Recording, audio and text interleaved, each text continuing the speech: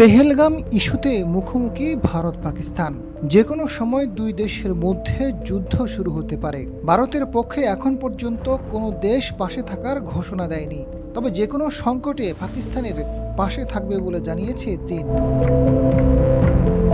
চলমান পরিস্থিতিতে দেশ দুটি নাগরিকদের মধ্যেও চলছে উত্তেজনা। এবার মোদির বিরুদ্ধে ও পাকিস্তানের পক্ষে রাস্তায় নামল লাখ লাখ হিন্দু সম্প্রদায়ের মানুষ।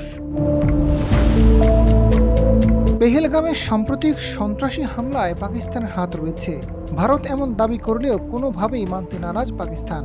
ফলে দেশটির হিন্দু সম্প্রদায়ের সদস্যরা ভারতের বিরুদ্ধে বিক্ষোভ করেছেন।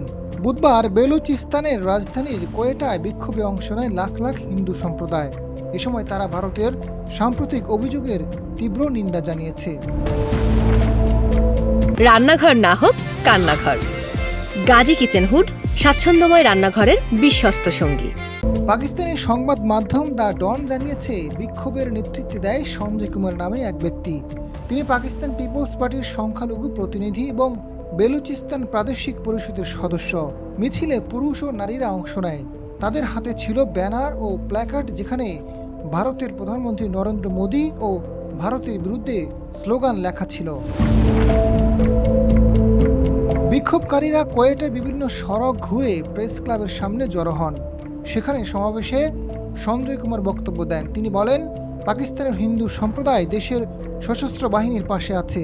যদি ভারত পাকিস্তানের উপর হামলার সাহস করে, তবে পাকিস্তানের 1 কোটির বেশি হিন্দু সৈন্যদের পাশে দাঁড়াবে।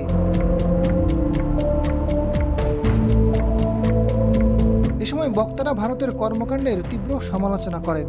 তারা ভারতের সিন্ধু পানি চুক্তি স্থগিত করার সিদ্ধান্তকে আন্তর্জাতিক চুক্তির লঙ্ঘন বলে আখ্যা দেন। 1960 সালে স্বাক্ষরিত হিন্দু চুক্তি ভারত একতরফাভাবে বাতিল করতে পারে না, এজন্য অন্য পক্ষগুলোর সম্মতি লাগবে। বিশ্বব্যাংকের তত্ত্বাবধানে সিন্ধু পানি চুক্তি 1960 সালে ভারত ও পাকিস্তানের মধ্যে স্বাক্ষরিত হয়েছিল। চুক্তির মাধ্যমে উভয় দেশ সিন্ধু নদের পানি বন্টনের বিষয়ে সমঝোতায় পৌঁছেছিল। ভারতের চুক্তি স্থগিতের সিদ্ধান্তকে পাকিস্তান আন্তর্জাতিক আইন লঙ্ঘন হিসেবে দেখছে।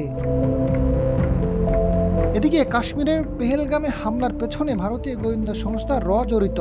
সোশ্যাল মিডিয়ায় অ্যাপ্লিকেশন টেলিগ্রামে ফাঁস হওয়া এক গোপন নথির উদ্ধৃতি দিয়ে চাঞ্চল্য করে তথ্য জানিয়েছে পাকিস্তানের বিভিন্ন গণমাধ্যম।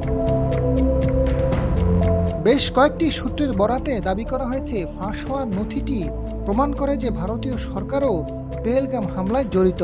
নথিতে দেওয়া নির্দেশনা এবং পরিকল্পনা বাস্তবায়নের মধ্যে যে গরমিল হয়েছে, তা থেকে এই ফ্লপস ফ্ল্যাগ হামলার ঘটনা ঘটেছে। ভারত নিজেই এই হামলা সাজিয়েছে যেন পাকিস্তানের উপর দোষ চাপানো যায়। নথিতে বলা হয়েছে, হামলার 36 ঘন্টা পরে পাকিস্তান বিরোধী প্রচারণা চালানোর জন্য মিডিয়াকে নির্দেশ দেওয়া হবে। তবে মিডিয়া হামলার সঙ্গে সঙ্গে পাকিস্তানকে দায়ী করে বসে, যার ফলে ভারতের গোয়েন্দা সংস্থার পরিকল্পনা ভেস্তে যায়। তবে ওই নথিটি আসল কিনা তা স্বাধীনভাবে যাচাই করা সম্ভব হয়নি। Azad Faruk, GTV news.